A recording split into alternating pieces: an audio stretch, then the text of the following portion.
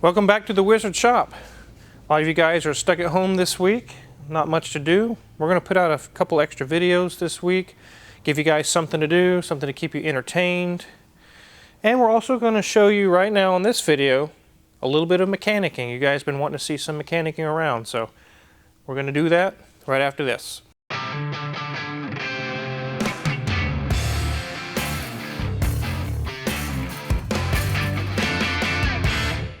In a previous video, you guys have seen Euro Asian Bob's 73 Chevy C20, and we mentioned we're going to pull the transmission pan and reseal it, and while we're there, we're going to also replace the filter.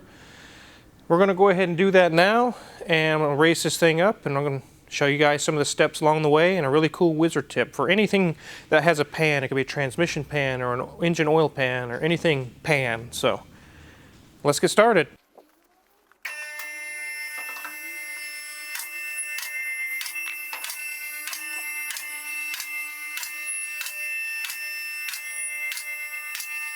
Okay, Junior Man has been kind enough. He's already pulled this pan and drained all the old fluid out.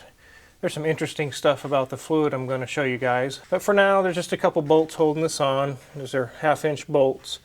You'll go around and take all the bolts out. You want to have a big pan underneath to catch all the fluid because it's just going to spray and spill out. It's going to be messy. It's usually a very messy job. So let me get this off.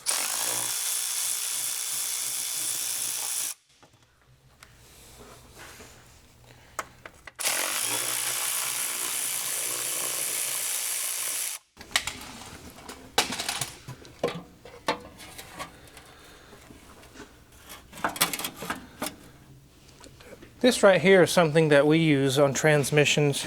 It's a normal drain bucket for oil changes, but this fits into the normal little catch drain.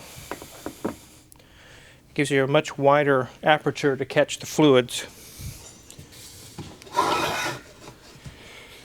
And at this point, if you just took the bolts out like this, it would just pour like a waterfall. Fluid out. Let it drain. You can go ahead and take the...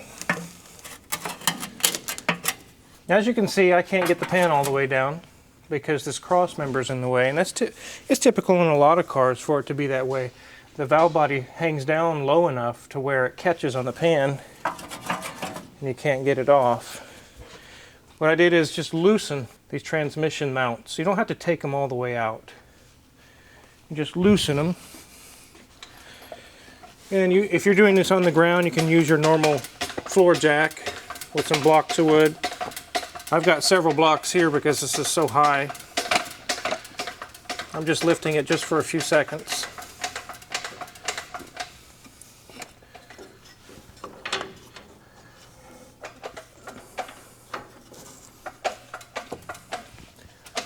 And now that we've got it lifted, it's just like 1/2 inch. It's not very much. You can get the pan out just like that. Drain out the remnants, whatever's in there. Sometimes there's a magnet in here. You can take the magnet off and clean it. You can also clean any kind of debris that you might find. If you find tons and tons of debris, you might want to look into seeing what's going on, but there was none in this. So in the last video, you saw that it was seeping past the cork gasket that had failed, and you can see here it's just gotten hard and brittle over the years. It's just not sealing. This is the original gasket, and what's really interesting about this is that you find old cars that have gas still left in them, and it has that stale, really nasty old gas smell. And amazingly, the transmission has that smell. And it isn't because there's gas in it, it's because the fluid is what I believe to be original 1973 transmission fluid. It's old, it's very old. We're going to clean this seal surface up, I'm going to show you a wizard tip for putting a new gasket on. I'm going to replace this filter, put it back on, and put some fresh fluid in it. So let's move this over to where we're going to clean it. First thing is you want to sop up all the fluid that's in here and any kind of sludge. Or it's okay to see a few little metal flakes and a little bit of a gray sludge. That's just normal from wear and tear, but you don't want to see it looks like a kindergarten glitter painting or something in there. Something's wrong at that point. But you're just going to Get a scraper, scrape off the old gasket. Sometimes this can be kind of tough.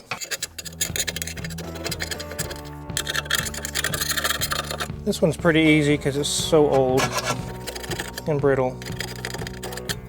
I'm getting this all over my toolbox, but that's okay.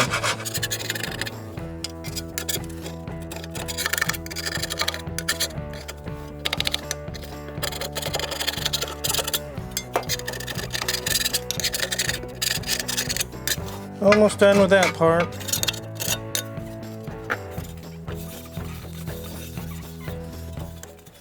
Okay, so now you can see that there's still like grungy, kind of a grunge that's still left on there, and some of the adhesive or something that they use to glue the gasket on. We're going to take that off with one of these. My handy dandy Milwaukee cordless angle grinder. Now if you're working on a steel plate, you can use these rough abrasive, kind of like a Scotch-Brite. But if this is an aluminum pan, you probably want to use one of these. It's kind of like little plastic fingers with abrasive. It's a lot more safer to use on aluminum. It's very easy on aluminum on a flange surface to go too far, and you can actually make it wavy all along here. But that's not such a big problem with steel.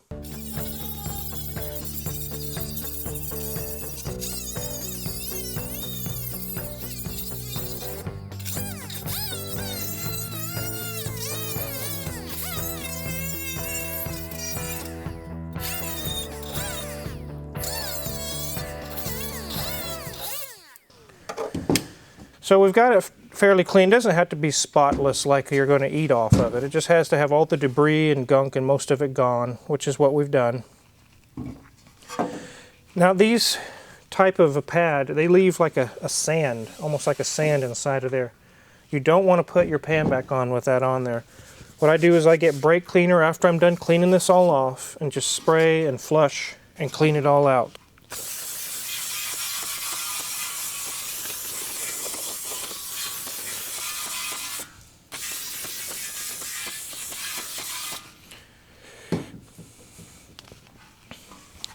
Wash all that out with some brake cleaner. Clean the surface up. So the wizard tip I'm going to show you today involves super glue. As you can see at the factory, they use some kind of adhesive or something to hold this on. But if you just lay this on, the gasket on there, and try to put it up there, there's a chance that it could be in like this. And you got the bolts in there and it's not sealed up. Or you'll be up there fighting and getting really mad. I've been through that many times, and maybe some of you have too. What I do is on this raised portion in the center, put a small stream of super glue.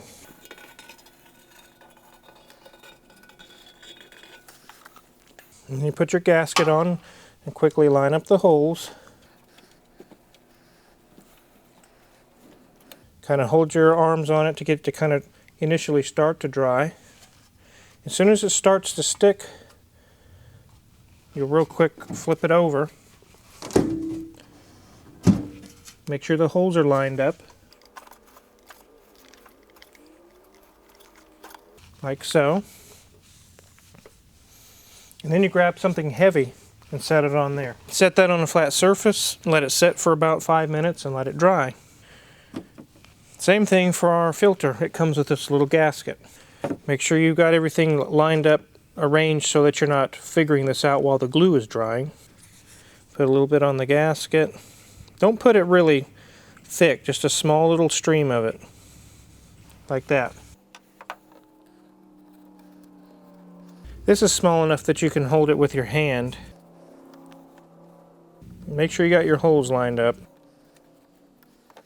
Flip it over. Here's an old cam gear off of a Toyota.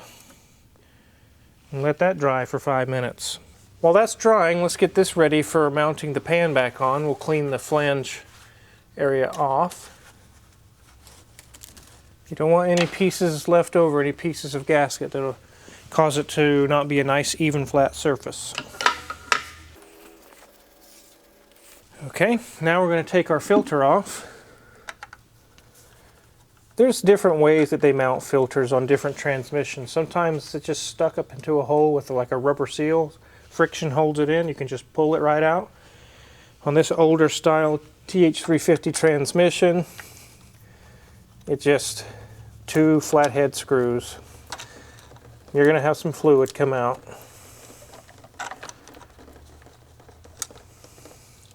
Here's our old gasket. Here's the old filter. Lay those aside. Make sure the mating surface there is clean. It's okay if it's dripping out a little oil, it's not a big deal. Okay, let's go check on our super glue trick. Take our gear off.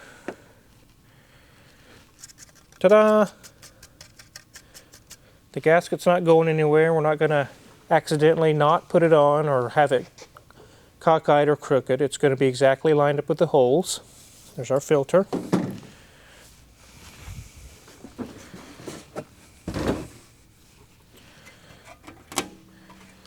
And our pan. So when we first laid the gasket on here before we did our glue trick, it was all wavy. It was, from being in the package, it was all formed in weird directions. Now it's perfectly flat, and it will seat flat. I don't have to fight with the holes on the gasket now. It's super glued on. And you don't have to worry about the super glue not sealing, because when we put the bolts into this thing, it's going to push it pretty hard up against there.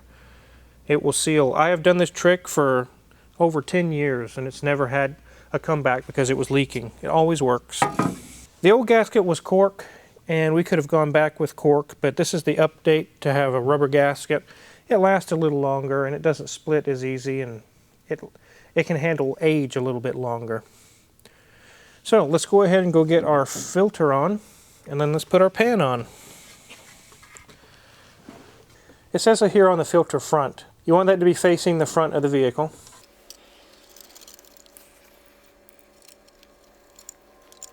Let's get those nice and snug. So I didn't have to worry about lining up my gasket or accidentally having the gasket halfway on and halfway off and putting my screws in and causing all kinds of issues. I just put it up there, put the screws in, tightened it down, and done deal. A lot easier and faster. Okay, so now we're going to put our pan up. I've got the surfaces cleaned. We got our gasket glued on nicely. Get past the valve body there. A couple of these in.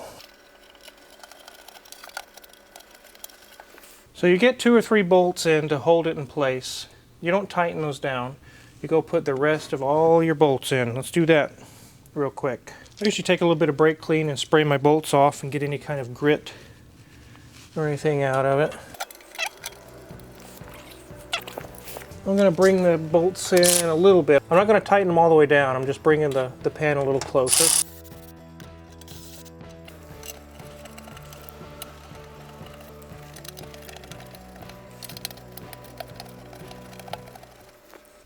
Once you get all these bolts snugged in, you're going to have a tightening pattern, typically of just a couple on this side, a couple on this side, a couple on the front, a couple on the back, and you just kind of work your way around. You don't want to just start at one corner and go in a circle. Do a couple on each side and work your way back and forth till you get them all tight. I would use a tool to just snug them down, not crank them down. You hear that? That noise? That means it just seated. I'll do it again.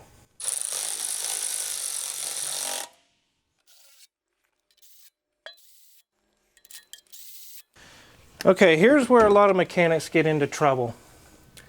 They use a power tool and just crank these things down, and they end up splitting the gasket.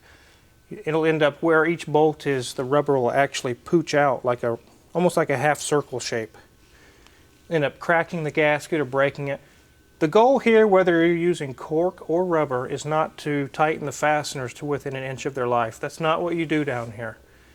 When you get them just seated and snug, what I do is go by hand with a standard ratchet, and I don't crank it out way out here with huge torque. I put my hand close to the extension, maybe a half of a turn.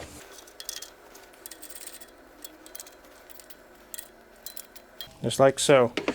Let me show you what I mean. So you can see the black rubber gasket on the edge right here. You want it to be nice and straight all the way around. You don't want it pooched out where the bolts are. That means you got it way too tight.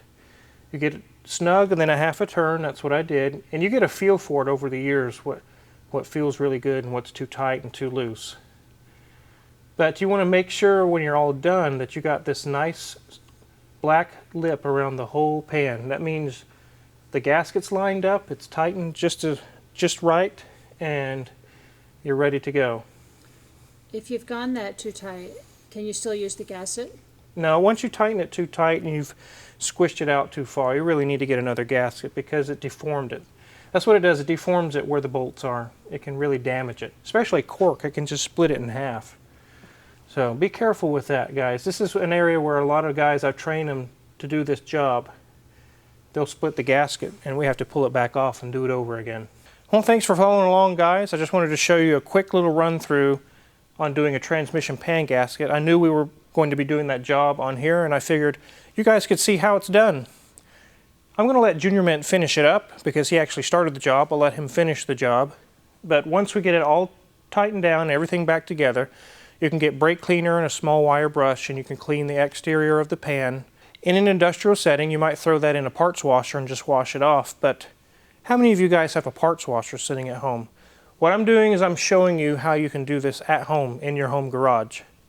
You clean it with brake cleaner, a wire brush, wipe it off with a rag, then you could paint it silver, paint it black, whatever color you want, or you can leave it plain and bare. That'll take care of his transmission leak. It'll also get him a new filter and some new fluid to replace that old 1973 transmission fluid that's in there.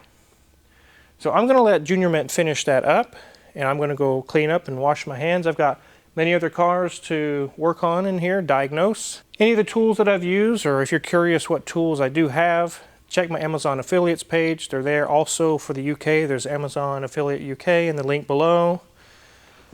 Also, check my Auto Trader Oversteer articles. I've got videos and articles over there. You can click the link below and go watch those.